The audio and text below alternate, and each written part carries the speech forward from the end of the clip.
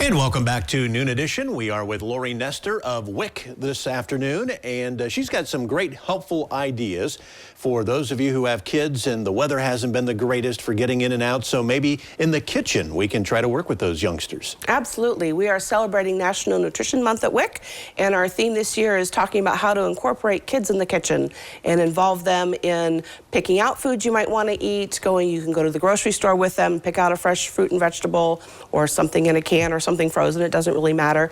And then go home and figure out ways of having your kids help you make something, or even just cleaning the fruits and vegetables. Depending on the age, you don't necessarily want a 2-year-old handling a knife. So we have some materials that give suggestions on ways to involve your kids in the kitchen and let them be a part of making a dish or thinking about what you want to make. Even if they're just watching, you can have them follow along what you're doing and talk about what you're doing. And if you have something that's blue, a blue bowl, talk about the blue bowl. An orange carrot, so you're connecting with colors. You might be counting how many cups of something.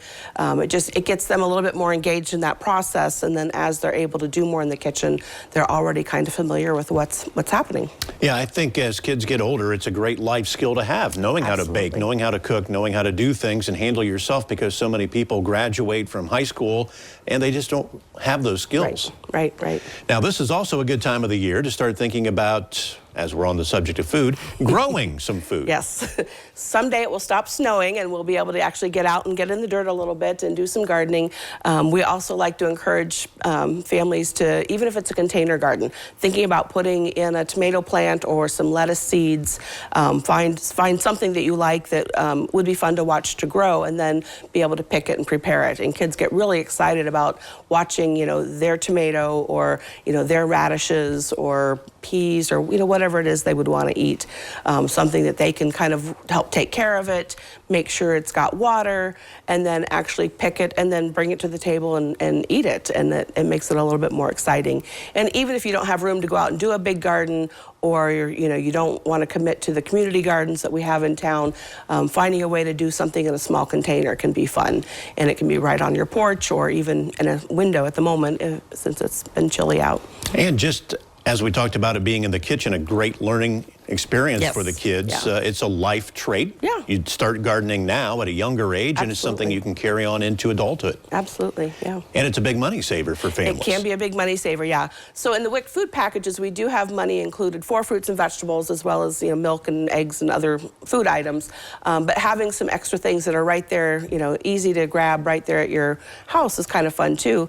And if produce prices continue to go up, we've seen a lot of flooding and damage out in California, where a lot of our produce comes from.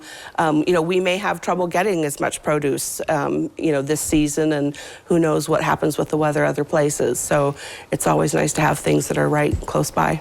And a lot of people don't necessarily know what WIC even is, women, infants, and children. Yes. So you have lots of other things that they can make good use of. Yes. The WIC program we actually do still have some of our extra benefits that were added during the pandemic. I know with the SNAP benefits, a lot of those have been cut back. So WIC is, you're eligible if you're a pregnant woman or have recently had a baby.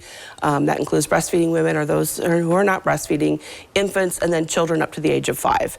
And at the office, we have a lot of information that is, if you have other interest in just healthy eating and how to cook things. We have cookbooks and other materials. We do a lot of breastfeeding education. We have breast pumps. We can answer a lot of questions. And then we help people get connected to other services like Help Me Grow and some of the other local resources. Great information. Lori, thank you so much for coming in this afternoon. We appreciate it. And we will be back with today's Medical right after this.